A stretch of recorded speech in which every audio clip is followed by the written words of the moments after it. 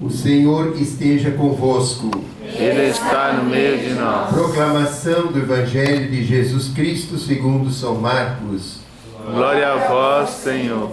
Naquele tempo, Jesus saiu de Jericó, junto com seus discípulos e uma grande multidão.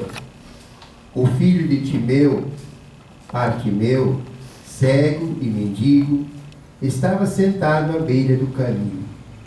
Quando ouviu dizer que Jesus, o Nazareno, estava passando, começou a gritar: Jesus, filho de Davi, tem piedade de mim.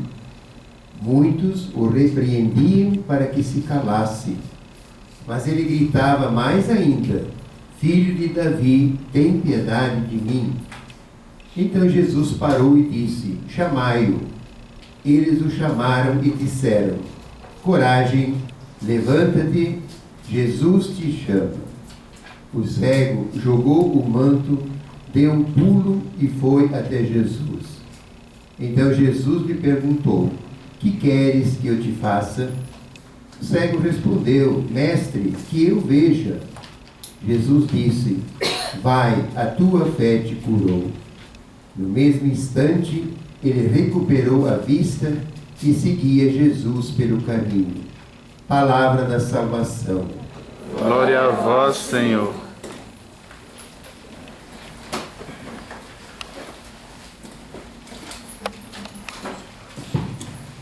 Queridos irmãos e irmãs, então, esse 20º domingo, comum, do tempo comum, da liturgia, como sempre, a nossa participação e celebração eucarística é um ato de profissão de fé. Então, é a nossa fé que nos faz não só estar presente, mas participar, e também esperar, na esperança que Deus nos dá, de acolher os frutos, uma palavra cheia de vida e de salvação. E isso é feito conforme nós vimos na segunda leitura, ou na primeira leitura do profeta Jeremias, onde então é um texto ligado ao retorno do exílio do povo de Israel, e lá choravam, se lamentavam, etc. Então Deus fala que Ele estava esperando a eles com cânticos, com preces, para que esse retorno deles fosse as lágrimas transformadas em alegria, em contentamento, e disse a eles: olha, eu sou um pai para vocês, um pai. E Efraim, que é um nome também, que no caso significa todo o povo de Israel. Efraim era o primogênito, aqueles filhos, para dizer, o primogênito, eu trato vocês assim, um pai que ama vocês, etc.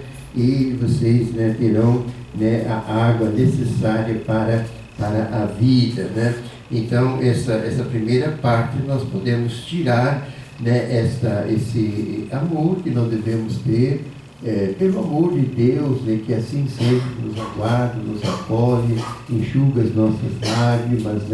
As promessas de Deus não são em vão, não são políticas interesseiras, elas são unicamente para a glória de Deus e a nossa salvação, para o nosso bem. Quando acolhermos esta palavra como verdadeiros filhos e filhas, então tudo vai acontecer conosco.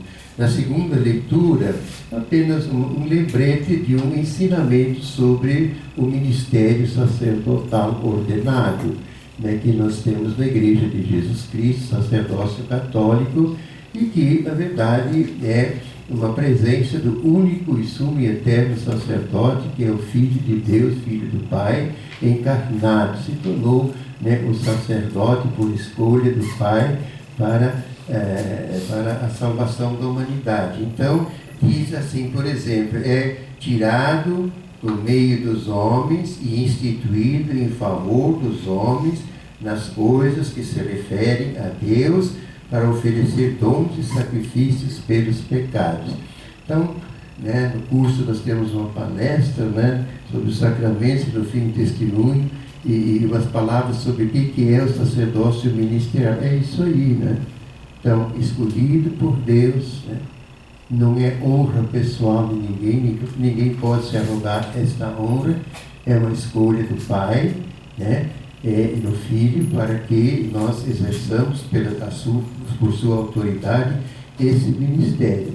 De que? As coisas que se referem a Deus, evidentemente do plano de Deus em relação a nós, portanto a salvação, né? Então isso define o que é o sacerdote através de oferecer então esses dons e sacrifícios, principalmente pelo ministério sacramental, dos santos sacramentos, etc. Ele também fala de umas características, ele deve oferecer sacrifício pelos pecados ocultos e seus próprios pecados.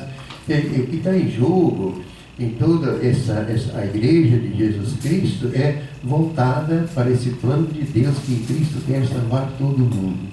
E oferece na igreja todos os instrumentos e meios, né, que nós precisamos para conseguirmos a salvação, que é um dom de Deus e não mérito do esforço pessoal nosso, né?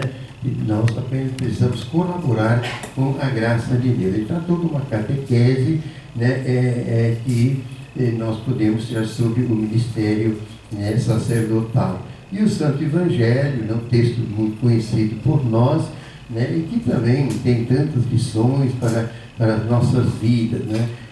Eu acho que podemos resumir a história que nós conhecemos, que foi proclamada mais uma vez aqui, né, é que nós todos somos chamados, como Bartimeu, a abrir os nossos olhos. Abrir os olhos, né? Querer saber e querer enxergar as coisas, o sentido das coisas, a importância das coisas, né? E principalmente da vida, desses valores humanos e cristãos, né? E é isso que nos arrasta, isso que nos faz passar além, né, de qualquer obstáculo que se ofereça no nosso caminho pessoal, comunitário, né? É justamente esta realidade, né? Nós, então, somos, né, chamados a abrir os nossos olhos e, ao mesmo tempo, jogar fora aquele manto de mendigos. Nós não somos chamados a mendigar, nós somos chamados, né, a testemunhar com alegria, com entusiasmo, com cheios de esperança e de fé, né? Porque a fé produz a esperança, como diz São Paulo aos Hebreus, né? Produz a esperança, e a esperança que se baseia em Deus, né? Ela não engana, nunca, né? Porque são forças e presenças em forma de virtudes divinas dentro de cada um dos seus filhos aqui na terra. Então, por isso, nós também, a oração lembrou isso, e caminhamos na fé, na esperança e na caridade, né? Os instrumentos que nós temos que nos revestir para caminhar nesse caminho de Jesus Cristo. Então, para abrir os nossos olhos para o próximo, para os necessitados, etc., né? Para os excluídos. Ele é um exemplo, Bartimeu, daquela época, né? Os doentes, tinham que ficar à margem, tinham que se mendigar.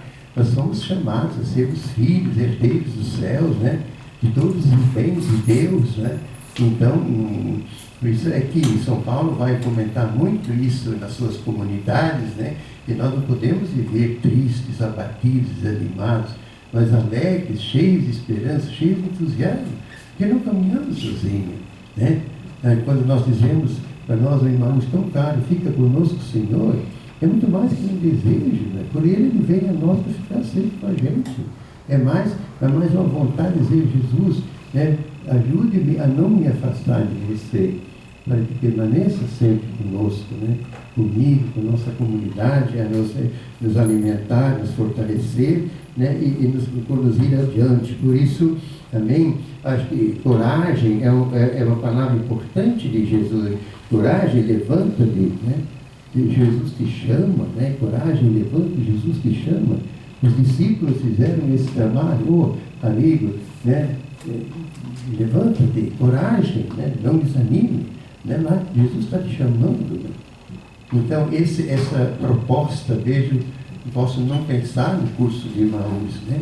A proposta que nós fazemos para esses jovens cansados da vida, os desorientados, sem sentido, que ainda não conhecem, né, Jesus Cristo, nem a si mesmos, né, de verdade, né, para propiciar esse encontro e a beleza de nossa missão em Emaús, né, que é a missão da própria igreja, né, de trazer Cristo, é uma missão sacerdotal, é uma missão régia de serviço, é uma missão, né, de profética que aponta novos horizontes, né, novas perspectivas para a vida do jovem, né, para dizer a ele que a felicidade não está nas coisas que o mundo oferece com tanta profusão e com tanta facilidade, ocupando, né, o tempo todo, né, as mentes e os corações de grande parte de nossa juventude, né? Então, coragem, levanta-te, né? E o que você quer, né? Mais uma vez e sempre, jogar os mantos fora, aquele manto que às vezes nos abate, é uma sobrecarga que não nos faz bem, né? E que nos impede também de sairmos de casa, né? De andarmos, continuarmos nesse nosso caminho. E Jesus, né, vai até o fé de sabor, e ele então recuperando, né, ele visse e seguia a Jesus, né? Então há essas mensagens evidentemente repetidas, mas nunca suficientemente acolhidas com aquela verdadeira e necessária fé e esperança e amor, né? A palavra de nosso Pai, né? E que promete, né, na outra leitura, justamente isso, que vocês não tropecem mais na vida, né? Então, porque para mim, vocês são meu filho querido, eu sou o pai de vocês. Então, que essas mensagens, né, de Deus nos acompanhem, nos animem e nos façam realmente, né, sempre estarmos dispostos a levantar. Às vezes a gente cai, às vezes a gente pode acontecer, nós somos fracos, né, somos limitados, né, de vez em quando ocorrem coisas, né, mas, né, a única coisa que não pode acontecer no fim de Deus é ficar deitado, né, é ficar no chão, é não querer mais se levantar, né. Por isso seria, né, abandonar qualquer perspectiva, né, de vitória, né, sobre nós mesmos, sobre as coisas ruins, né, e seria afastarmos-nos conscientemente da própria salvação eterna.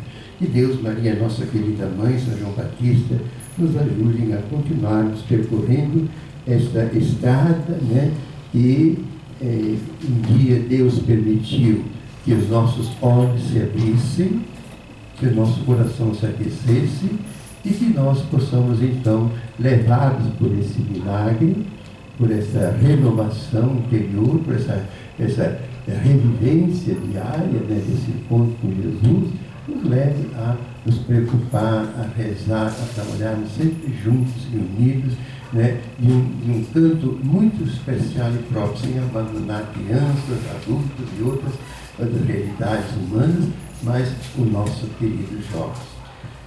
De pé, renovemos a nossa fé. Creio em Deus, Pai Todo-Poderoso, Criador do céu e da terra, e